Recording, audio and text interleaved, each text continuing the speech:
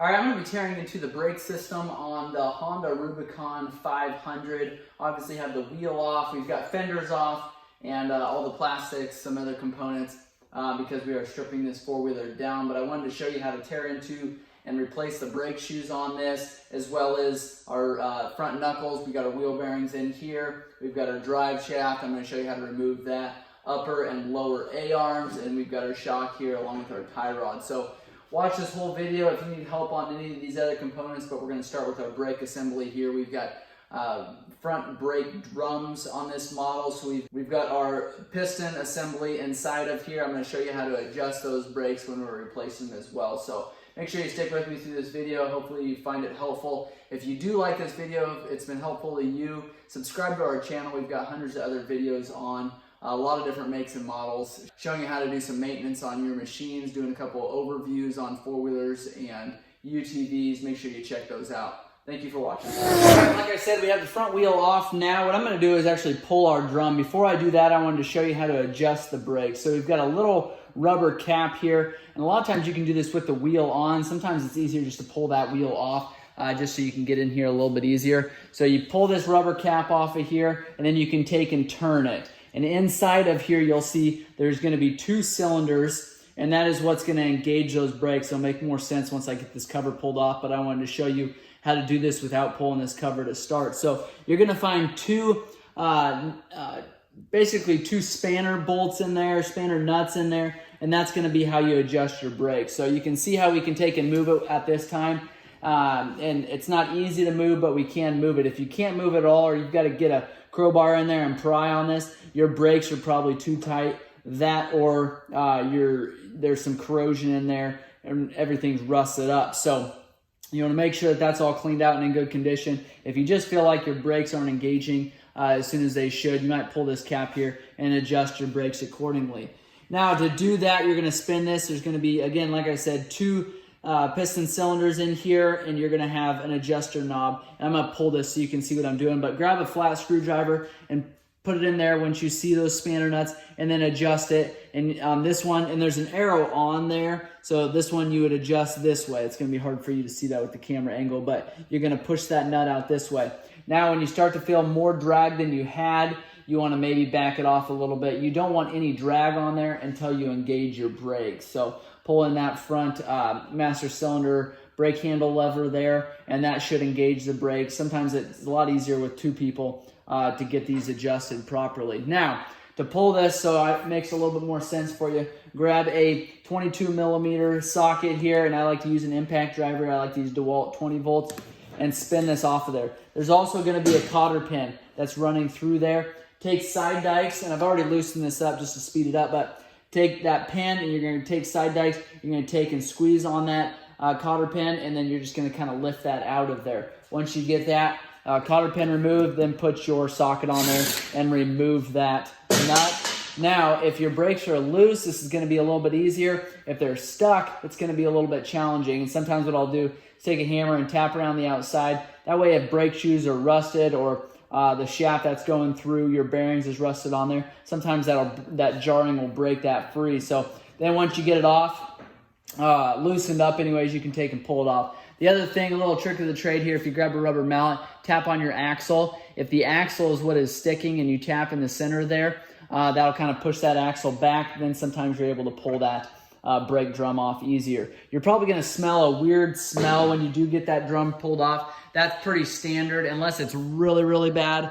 That's going to be fairly normal. Okay, so we've got the brake drum off now. You want to inspect these walls. You can see there, this one is really, really good shape. If there's any dinging or major grooves, you want to get this replaced. If you need those parts, let me know. Check out our eBay store for a lot of these parts. We've also got new parts on our website, so make sure you check that out. All right, towards the beginning of this video, I was showing you how to adjust those brake calipers here. And what you do is you actually take a screwdriver and you can tap on these, and then that'll adjust it. So turning it out is actually going to expand those shoes, and then you're going to end up touching this drum sooner. So again, if you adjust them too far, these shoes are going to be out like that, and they're going to be putting pressure on that drum. You're going to wear these shoes down very, very quickly, get this whole assembly very, very hot. So you want to make sure you don't go too far. This other one is the same way. You're gonna push that spanner nut out this way. That's gonna open up those shoes a little bit more. To replace your pads in, what you do is take pliers just like this, and you're gonna push on this clip here, and then you're gonna grab a hold of the pin all at the same time and then turn it. Now you wanna be really careful because this pin actually can come out the back side of your caliper. So don't take and push it out the back, otherwise you're gonna be looking for it later. So if you can take your hands in and grab that pin, that's what it looks like there. So it goes through there like that and turns just like that. And that's what holds it in. So you're gonna do a quarter turn, spin it out, remove that. Now you're gonna do the same thing on the bottom side. Push in, grab a hold, and then turn that quarter turn. And take that off. Now you could actually leave your pin there, but getting your shoes back in, I just don't want you to push that out the back there and then end up losing it. Now you can actually just take and fold down on these pads, and it'll kind of flip off of there. These pads are in good shape. I don't want to damage them. So I'm actually going to just put pressure down and lift this off. You can see there's springs in behind there. You want to make sure and don't lose those. Those are what your shoes look like. Now if you order new ones, and I'll put a link below for new pads, a lot of times they'll come with these springs. So you can see there we've got a coil on the top and coil on the bottom, and it really doesn't matter which one's top, which one's bottom. You just want to make sure that you've got that coil on the back side here, so you're not interfering with your drum. You also, I don't know that it's that important, but to get a coil on the top and the bottom, I really don't think it really matters. So to get these back on then, if your pin's still in there, again, being careful you don't knock that pin out of there, you can set the bottom one in place.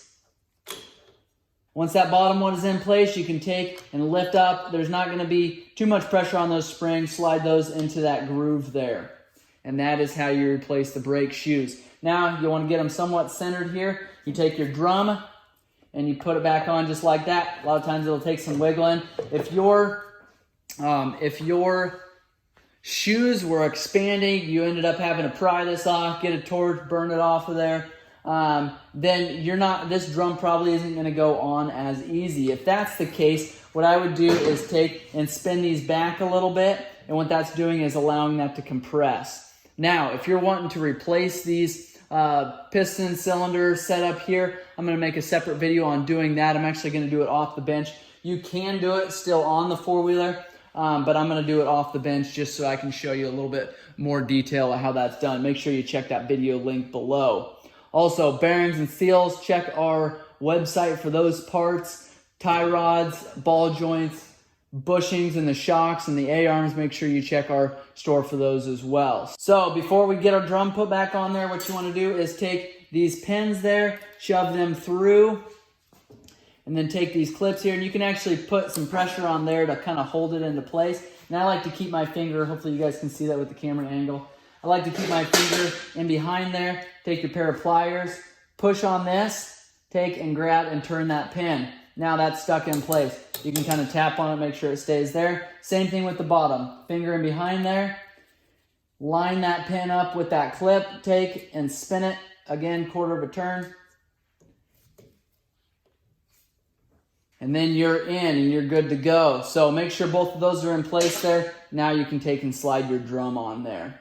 So now at this point, we're actually going to take and remove this panel. That way I can get in behind here and show you how to remove this knuckle, replace wheel bearings, tie rod ends, stuff like that. So stick with us here. I'm going to go ahead and remove four 12 millimeter bolts there. All right, since we're pulling this panel completely off here to get to our knuckle, what I'm going to do is remove our banjo bolt for our brake assembly here. That's going to be a 12 millimeter. Grab that, loosen it up. Now I'm going to warn you there's going to be liquid coming out of here, so make sure you have a container handy. And we'll just let that run out of there for a little bit. This banjo bolt, you should have a washer on both sides. So you've got a banjo bolt, you've got a washer. You've got the brake fitting, you've got another washer. And those are crush washers. You want to make sure you get those replaced every time you pull that apart. Now, while that's draining, we can actually take and remove this panel. Again, that's 4 bolts. I'm going to turn it slightly here so you can see what I'm doing.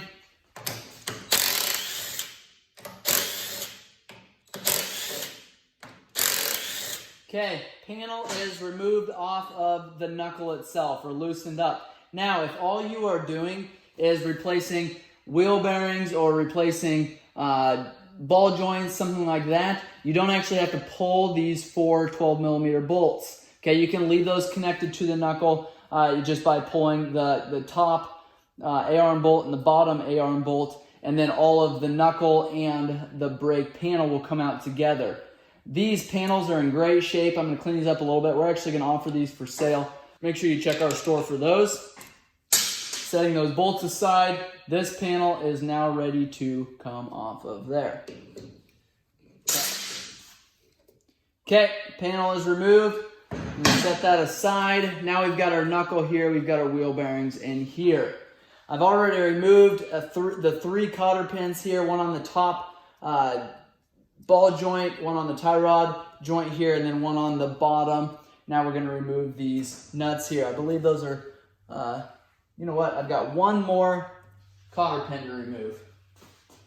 Now, what would be ideal is if you could get a impact socket and an impact wrench on all of these. Unfortunately, you cannot. So for the tie rod, you can grab 17mm socket here. And now you can see that top one is spinning. So you're going to grab a 17mm wrench, hold on the top there. I hope you guys can see that from the camera angle. So you're going to grab that open end box wrench there, stick it into place there. Otherwise, this bottom bolt here is just going to spin on this tie rod. Then we can loosen up that tie rod, pull that nut off of there. I like to keep these together. Set that into place there. And now, unfortunately, okay, before we do that, because we're having to use a wrench on here, the bottom one we can use an impact driver. I'm going to take and stick that back down. I'm just going to put the nut on there, a couple threads. The reason why I do that is because we've got to loosen up this A-arm nut here. All right, so I'm going to go ahead and remove the bottom bolt here. We can use a impact, a 17 socket with an impact, or we can just put a wrench on there, tap it, loosen it up. A lot of times it'll loosen right up. Same thing with the nut that's underneath it here, in between your CV boot here and your knuckle. Go ahead and remove that. Okay, go ahead and pull that nut off of there. You can see what that looks like there. And then this knuckle is ready to be pulled off. Obviously, finish removing that tie rod. Set that down. Now what I like to do, there's a pickle fork that you can actually get to shove in here. Problem with doing that is you ruin these boots that way. So if these boots are in good condition, what I like to do is take a pry bar, stick it in here, and a lot of times you just take a hammer and do a couple taps on it and it'll pop right out of there. Pops right out. Okay, we've got the top out of there. Now the bottom, a lot of times take and tap on it and a couple different places there and it'll drop right out. Okay, that knuckle is off of there. I like to put my nut back on there just so we don't lose that, don't ding up those threads at all. If we need to replace this joint, snap ring there, push it out. Not that difficult, put the new one in. Same thing with the A-arm here. If you need to replace that snap ring there, push that down, it'll drop right out of there. Now to remove our axle, you can at this point, as long as you can get it pulled out here fairly straight, you don't need to remove your lower shock bolt. Otherwise, if you do, remove that shock bolt, lift this shock up, lift this A-arm up, and then you can slide this straight out. Now you just take and tap on this, and your axle will just slide right out of there. You can replace that. To get that back in then, center it, get it into place there. Then I just take my hand, once this is centered, and you can get it in there straight, just take and tap on it. That's how to reinstall that. To replace your wheel bearings there, you've got your knuckle. Go ahead and remove your seals there, one on the outside, one on the inside.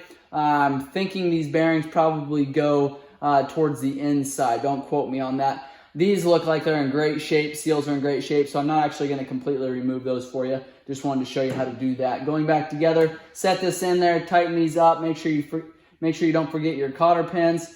Then go ahead and put your panel on. Put your steering tie rod on there. To replace your ends, grab I believe a 21mm wrench there and a 19 here for your nuts. Spin those off of there. All right, if you guys have questions or comments, make sure you leave those below. I appreciate you guys watching. If you found this video helpful, hit that subscribe button for me. If you want links for any of those tools or any of the parts that we've used on this video, make sure you check down in the description. I appreciate you guys watching.